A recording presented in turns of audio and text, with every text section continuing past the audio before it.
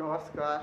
आप सभी को मेरे YouTube channel S B stenographer and GS में स्नेह स्वागत है। मैं आज आप लोग को अक्षांतर और देशांतर बताऊंगा। अक्षांतर रेखाएं क्या होती हैं और देशांतर रेखाएं क्या होती है, दोनों में क्या अंतर होता है, इसके बारे में आज हम चर्चा करेंगे। पहले लिखी है, मैंने पहले लिख दिया है ताकि अब आपका कुछ समय बचे। भूपृष्ठ पर विषुवत रेखा या भूमध्य रेखा के उत्तर या दक्षिण में एक समांतर पर किसी भी बिंदु को पृथ्वी के केंद्र पर मापी गई कोणीय दूरी को अक्षांश कहलाती है। क्या कहलाती है? अक्षांश कहलाती है। यानी भूमध्य रेखा जो पृथ्वी को मतलब बराबर भागों में बांटती भी है, इसी दूरी को क्या बोलते हैं? अक्षांश दूरी कहते हैं। इसे अंश मिनटों और सेकंडों में दर्शाया जाता है। इसे अंश में, मिनट में, सेकंड में दर्शाए जाते हैं। भूमध्य रेखा 0 डिग्री का अक्षांश प्रदर्शित करता है। भूमध्य रेखा जो होता है वो 0 से शुरू होता है प्रदर्शित करता है।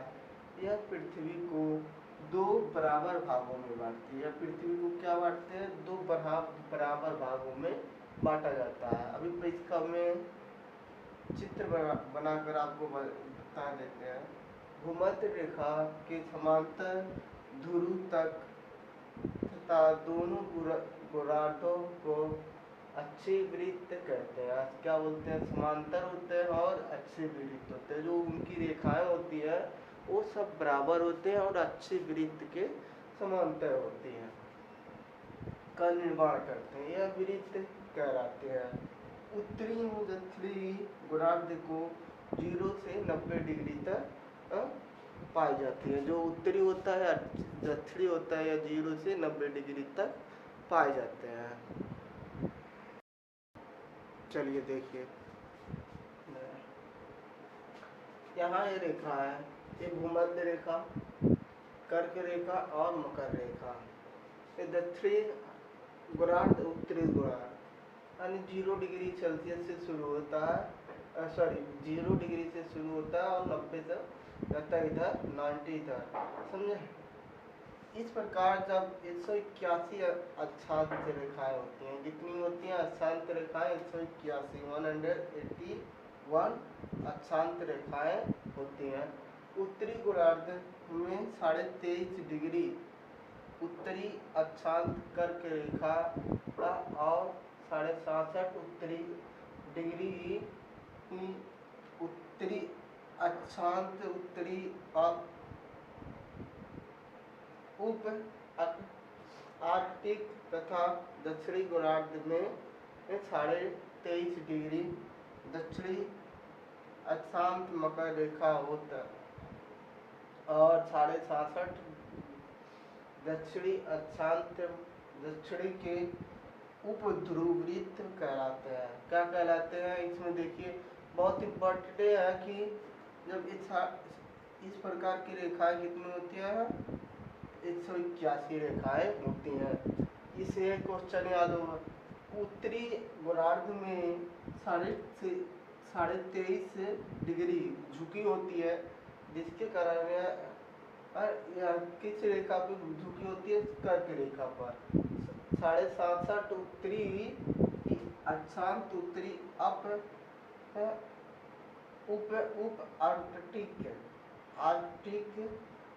तथा दक्षिणी गोलार्ध में 23.5 डिग्री सेल्सियस मकर रेखा की ओर झुकी होती है, जिसके कारण होता है। इसे क्या बोलते हैं? उपध्रुव वृत्त कहते हैं। क्या कहते हैं? उपध्रुव वृत्त कहते हैं। यह फिगर में बताया गया दक्षिणी है, उत्तरी है और 90 दोनों जगह बनते हैं। यह मकर रेखा है, एक कर्क रेखा है, ये भूमध्य रेखा है। भूमध्य रेखा पृथ्वी को दो बराबर भागों में बांटती है। समझ में?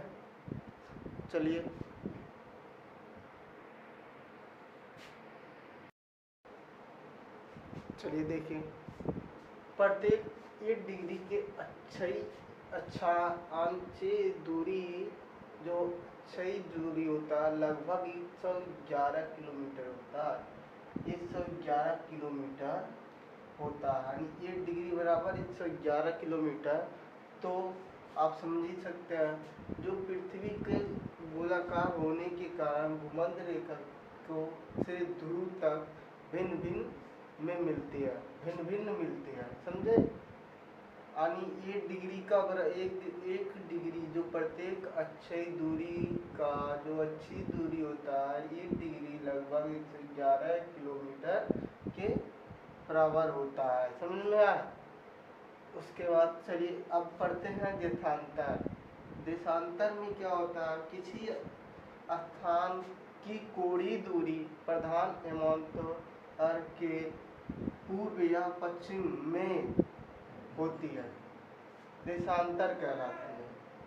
प्रधान एमांतर रेखा 0 डिग्री एमांतर से माना गया है। यह लंदन के ग्रीनविच से होकर गुजरती है। कहाँ से? लंदन से ग्रीनविच के होकर गुजरती है।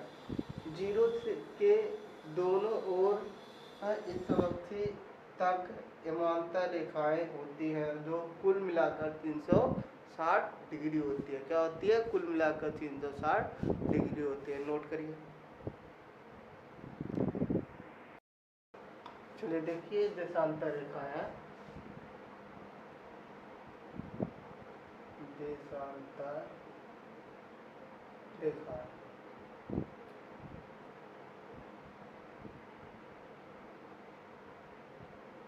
देशांतर रेखाएं हैं जो बना है वो थोड़ा बहुत बनाने में रेखाएं अगर इधर उधर हुआ तो इसके लिए सॉरी। ये पश्चिम और पूर्व की ओर होती हैं जहाँ केवल 0 अक्षांश रेखाएं पृथ्वी के 2 बराबर भागों में बांटती है। ये जो 0 अक्षांश रेखाएं है यह पृथ्वी के 2 बराबर भागों में बांटती है, समझना। वहीं से देशांतर रेखाएं कार्य करना शुरू करती हैं, यहीं से देशांतर रेखाएं कार्य करना शुरू करती हैं। इसलिए इन्हें सभी को महान रेखा कहा जाता है। क्या कहा जाता है? महान रेखा कहा जाता है।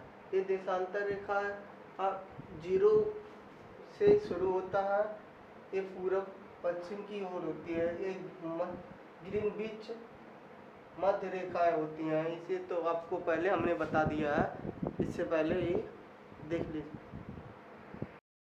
चलिए देखते हैं इधर आगे।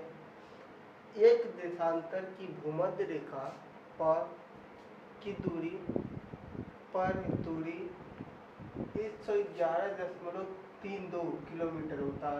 1 डिग्री जो वो देशांतर भूमध्य रेखा की दूरी होती है 111.32 किलोमीटर होता है और अक्षांश में क्या था? 111 किलोमीटर मात्रा। जो ध्रुव की ओर क्रमशः कम हो जाती है, जो ध्रुव की ओर जाते हुए क्या होता है? वह कम हो जाती है।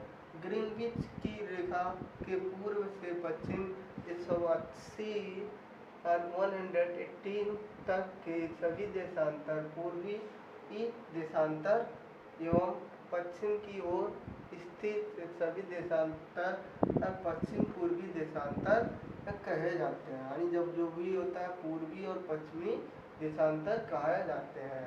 जब पूरब की ओर होगा तो पूर्वी देशांतर और पूरब पश्चिम की ओर होगा तो पश्चिम पूर्वी देशांतर कहे जाते हैं। यह क्रमशः पूर्वी की गोलार्ध एवं पश्चिमी गोलार्ध कहलाते हैं। क्या होता है? पश्चिमी और पूर्वी गोलार्ध कहलाते हैं। गोलाकार होने के कारण पृथ्वी 24 घंटे में 360 डिग्री घूम जाती है, यानी 24 घंटे में 360 डिग्री घूम जाती है पृथ्वी। अतः देशांतर की दूरी तय करने में 1 डिग्री देशांतर की दूरी तय करने में 4 मिनट लगता है। कितना मिनट लगता है? 4 मिनट का समय लगता है, समझे। चलिए नोट में लिख लीजिए कुछ। पृथ्वी